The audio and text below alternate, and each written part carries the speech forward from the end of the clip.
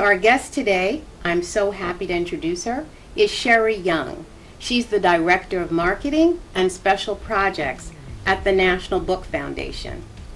Now, you might not have heard of the National Book Foundation, but they are the brains behind the National Book Awards, which I know you probably have heard of. It's also known as the other NBA. Welcome, Sherri. I'm glad to be here. It's really great having you. So, tell us a little bit, because this is a week of a lot of books, and I feel like we're coming out of the Brooklyn Book Festival. Just a few weeks before, it seems, was the Harlem Book Fair.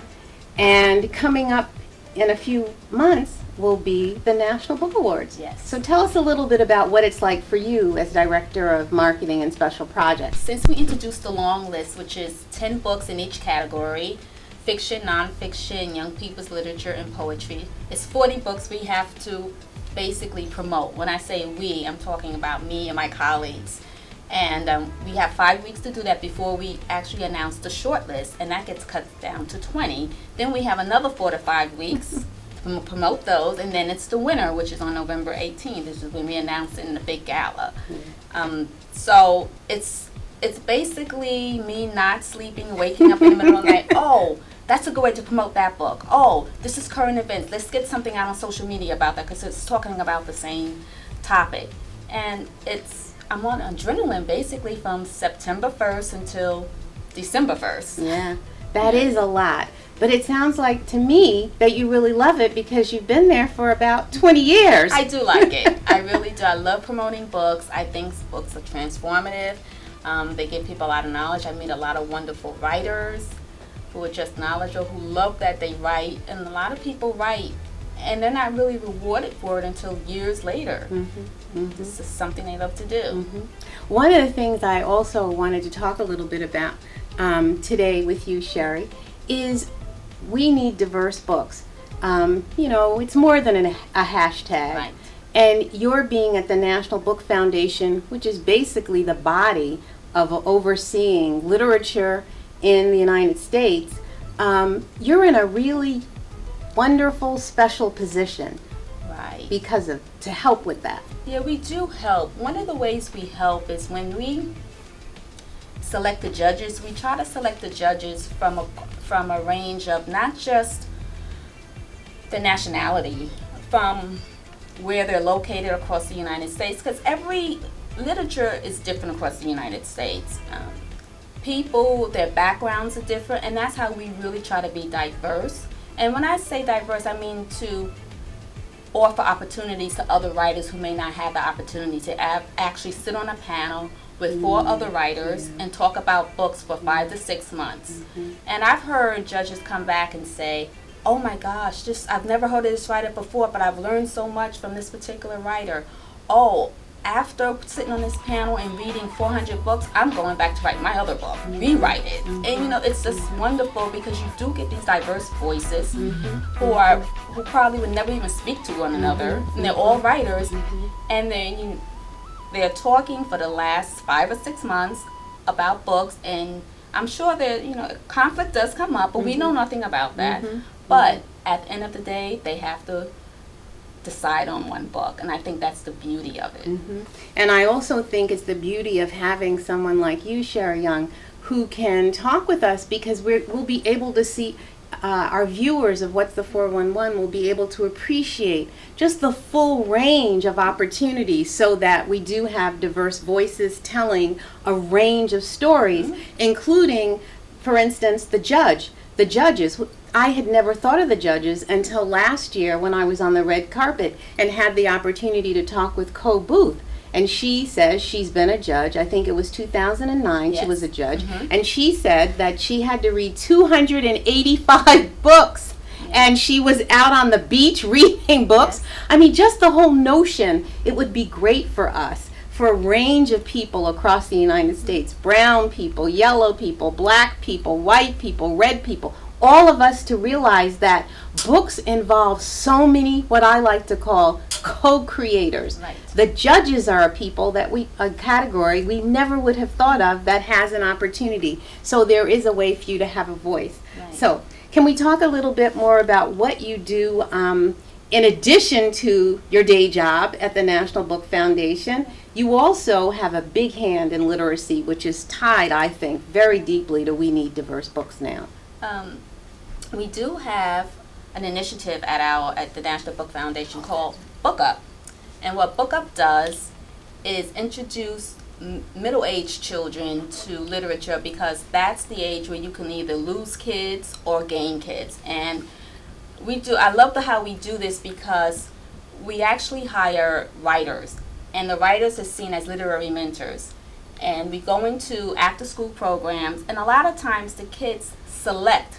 They have an opportunity to do different activities, and they select to be part of Book Up. Oh, that's great. And I've gone to a couple of sessions, and I speak to the kids. Well, why did you pick this? And one boy said, well, I love basketball, and I will always love basketball, but I need to know how to read. And it's things like that you hear, and these are 6th, 7th, and 8th graders. Yeah. And the other part of Book Up that's really good is that they get to go on literary field trips. I love that. Literary field trips, bookstores, poetry readings, going to a publishing house or a printing house to see how a book is actually made. Oh, that's so exciting. And then at the end of each field trip, they actually get to go to a bookstore, but they get a $25 gift certificate to purchase any book they want. And this is all financed through the National Book Foundation? The what's raising money. Ah, yes. Very good. Very good. So you're putting your money where your mouth is, and you're putting a lot of elbow grease to get that money. Right. I had no idea that the National Book Foundation did that, and I did some research too, guys. So tell me a little bit more. Is Book Up now in session process? Yes. Is it? We started in 2007. And the program is actually expanding into Detroit. Oh, wow. So we do have sessions in all the 4 boroughs, not Staten Island though, Mm-hmm. but it's growing, and people are really interested, and we try to work with people to make it happen, different organizations, different after school to actually make it happen. Because they are interested. Yeah. So suppose there's a viewer who's watching you now, what's the 411 channel, and wants to know how they might get their child who's in middle school involved in Book Up. What do they have to do? Well, first of all, an organization has to be involved. Got it. But if a parent is really interested, I suggest a parent go to an organization, an after-school program, and really rally for it. Say, this is something we need to do. Can bookstore owners get in touch with you? Sure. What would they do? Do you have sort of a quick idea about? I think a lot of the bookstores owners that have gotten in touch with us, they host us. That's great. When I say host, they actually let the kids come here and pick out the books.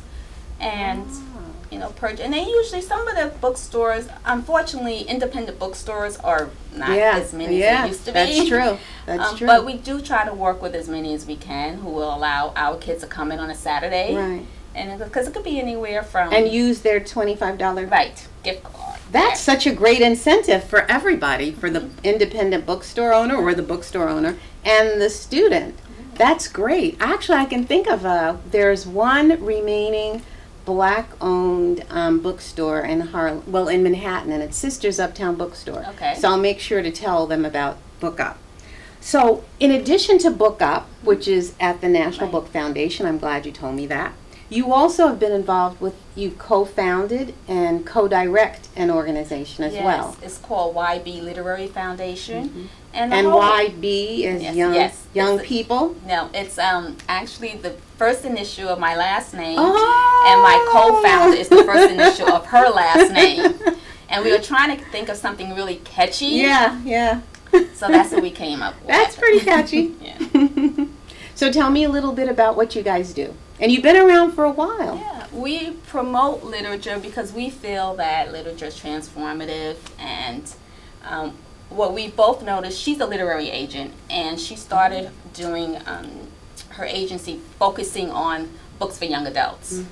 And one part of my job before I actually moved into marketing was I would travel around the country and go to places and take authors with me to places that publishers normally would not send authors, they just didn't think was viable, and go to these little small city / towns, if you want Like to call what? them that. Like what? I went to Lafayette, Louisiana. That's a small town. And you know, and you go there, and these people, you go to the schools, because the author's there for a week, and I'm there with the author, and you go to these schools, and they have to do also a public event, and these people actually turn out, and they're excited. That's amazing. And what I've noticed is that I was going to the high schools, and it's almost like the authors are being treated like rock stars. That's amazing. And it just occurred to me that they're missing something. Yeah. You know? Yeah. Because this is something, yes, you have to read, but you're reading books on the list. And Yeah. this is something completely different. Most of these authors, I'm glad I could say, I pick authors who are very down to earth Yeah, and yeah. would really talk to the kids candidly. Mm-hmm. Like, you know, I hated reading until I read one book and I was 18 years old and really say that to them. That is important. And you're right about it being life transformative. I know it changed my life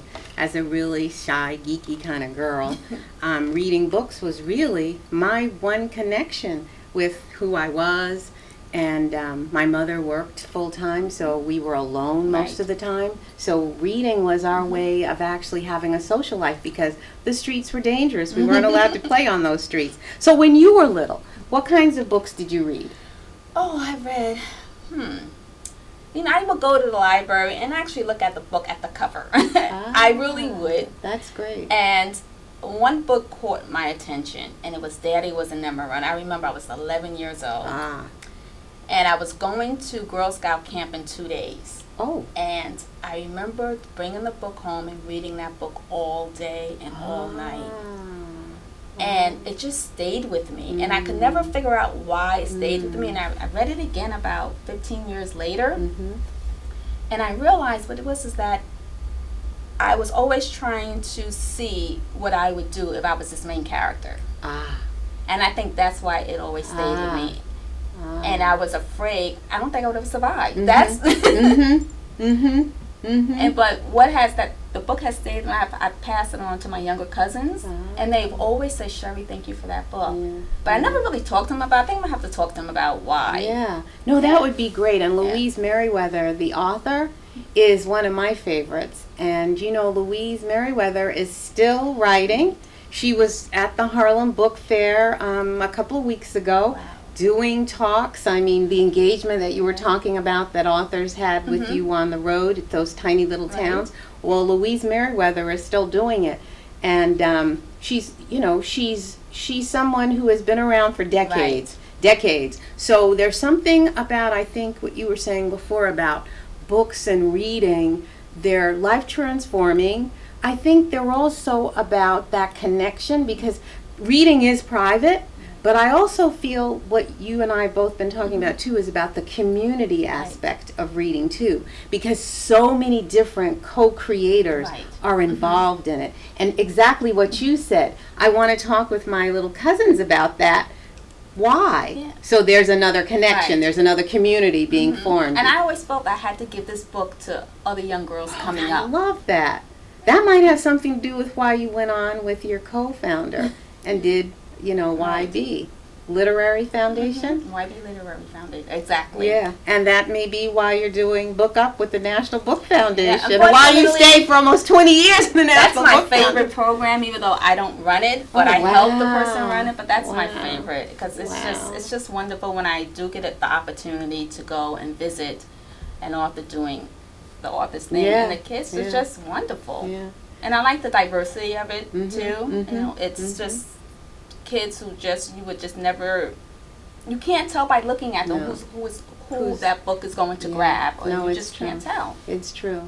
And I think that's wonderful that you don't have that presumption, which some might consider a prejudice, because sometimes we do experience that prejudice response to us because we have a certain presentation or skin color or whatever, live in a certain place. So I'm glad to hear that. Now, when I was looking at the list, the long list, I have to confess, I only recognized a few.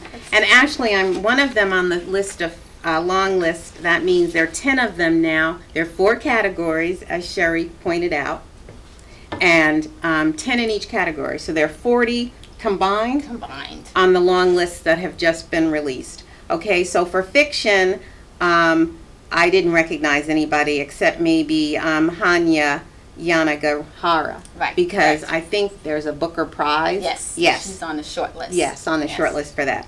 And also in fiction, Ta-Nehisi Coates, Between the World Nonfiction, yeah. and Me. Oh yeah, Ta-Nehisi. Yeah, nonfiction. Yeah, Correct. that one. Yeah.